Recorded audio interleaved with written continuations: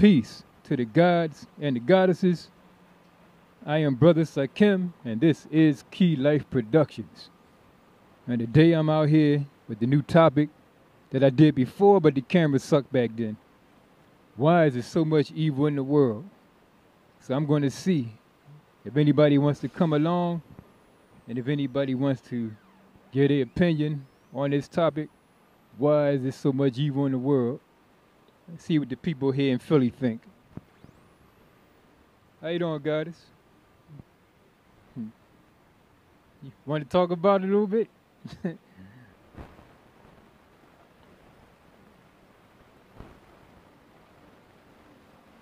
Hey. How you doing?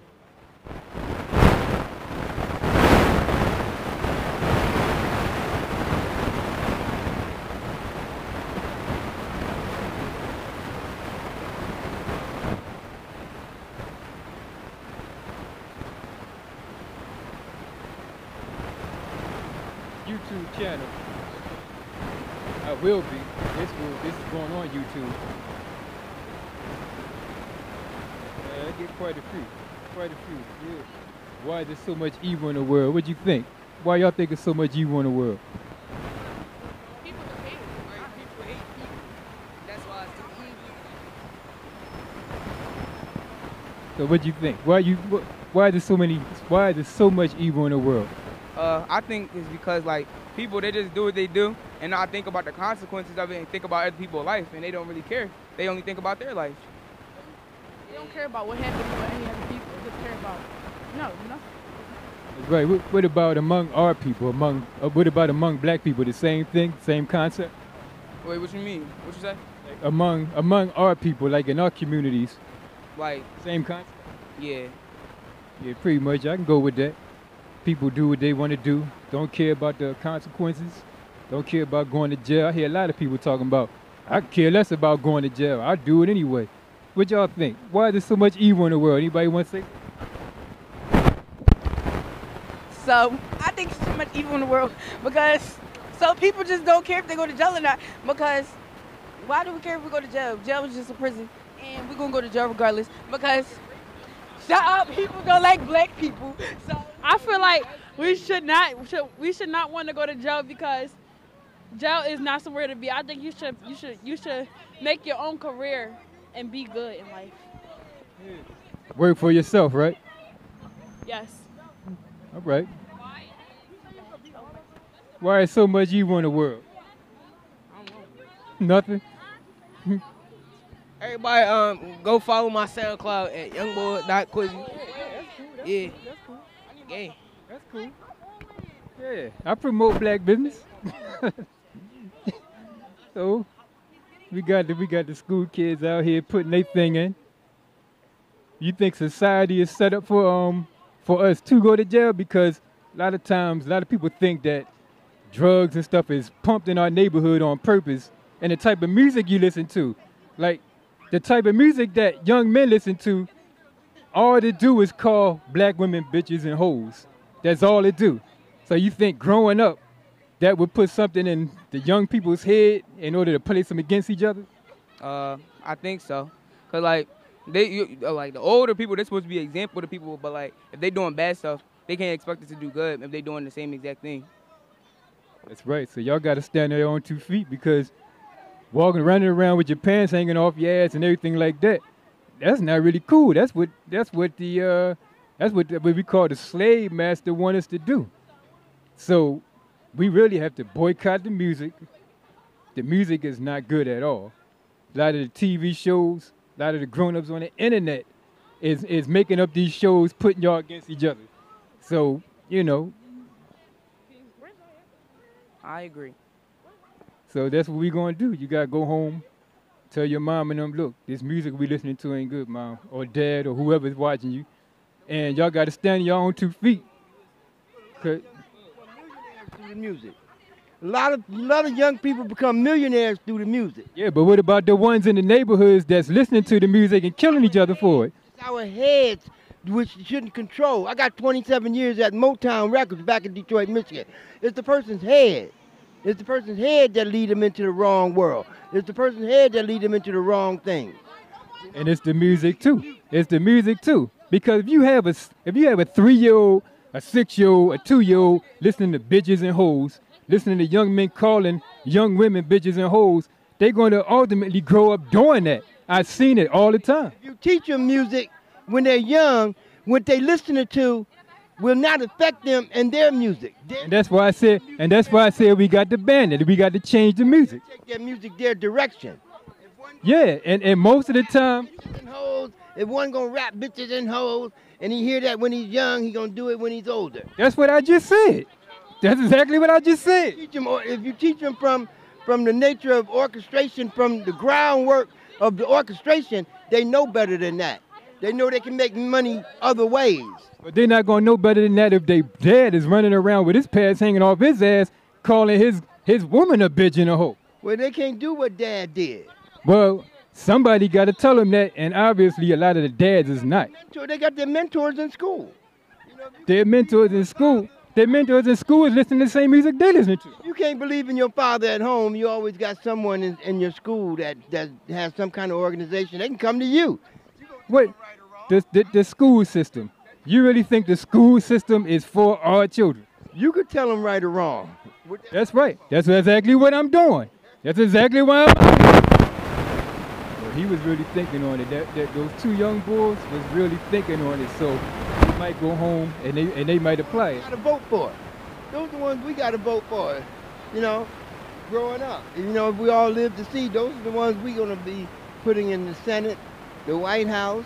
You know, they get jobs through the White House. You know, like press secretary, whatever. Just like my man that became the youngest press secretary, he got into some trouble. You know, but these kids here might be the straight way of life. You never know. You never know. We got.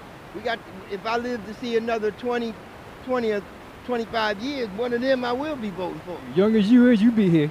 No, I'm 62. You looking good, man. You looking good. I done did my part. I'm about to retire. I got my retirement letter here. Get ready to take it down here and get my place. You gotta do what you gotta do, man. And I'm out here trying to help these children out, trying to help our people out. That's why I'm out here on this camera, man. Because somebody gotta do it. Up New York, they doing it tough. Nobody's doing it here in Philly except me. I mean, it's crazy. Yeah, this right here, except it takes a catalyst somewhere. It takes the start. You know, be a leader, not a follower. You know, here in Philadelphia, if they don't have it, then you got it. You know, they come to you. And there it is. That's right, man. And this is my channel is Key Life Productions. If you go on YouTube and check it out, and I'm sort of like partner with Sinetta TV, and you can go in there and check that out. And he's doing the same thing up in New York that I'm doing here. And he's like, he good. Interested in New York, I'll be interested in you. That's right. You right. Let him do his thing in New York. You do yours here. You're exactly right. Let him come from New York, since he's so established. Bring his ass down here and help him. No, he gonna do his thing. He good. No, he established. But hey, maybe if you want to, mate, we just might. Why there's so much evil in the world? What you think? You want to talk about it a couple seconds? Yeah, you look like you know a little something too. Yeah, I'm out every Tuesday. Oh. Everybody won't sit here and admit to the history of the slavery and all that. And if they do, then we would come together and they would talk about it. I probably look tired and terrible. That's why so much people because we won't sit down and talk about the injustice that was done. And once we sit down and own up to that and put it in the schools and teach the young, I mean young of all races and colors, which they're stripping it from the history books. They're doing that in the schools because I hear it every day. And once they do that and we deal with this and deal with this issue, we can solve the problem. Don't you think?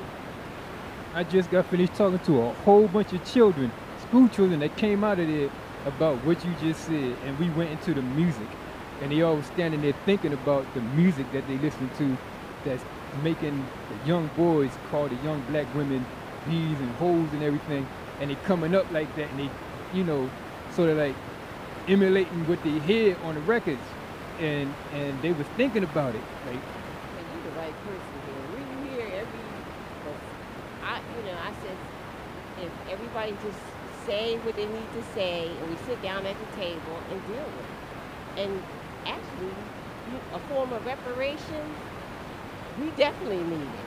Because I'm telling you, I'll take it for my ancestors, the indigenous people, my ancestors, the Puerto Rican people, and my ancestors, the black people.